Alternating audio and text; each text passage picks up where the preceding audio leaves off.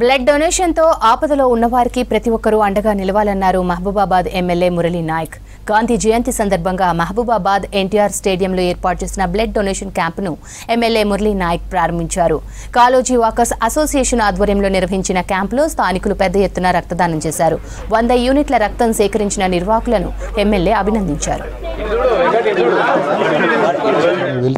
ఒక మనిషి ఒక యూనిట్ రక్తం కనుక ఇవ్వగలిగితే ఒక 3 కుటుంబాలను కాపాడుకున్నట్టుగా అవుతుంది. కాబట్టి ప్రతి సంవత్సరం కాలేజీ వాకర్స్ అసోసియేషన్ వాళ్ళు ఇక్కడ రక్త శిబిరాన్ని ఇక్కడ నిర్వర్తించి కనీసం 100 యూనిట్ల బ్లడ్ను మన గవర్నమెంట్ ఏరియా హాస్పిటల్ వాళ్ళు ఇవ్వడం నిజంగా కూడా వాళ్ళకి మనస్ఫూర్తిగా ధన్యవాదాలు తెలియజేస్తున్నా.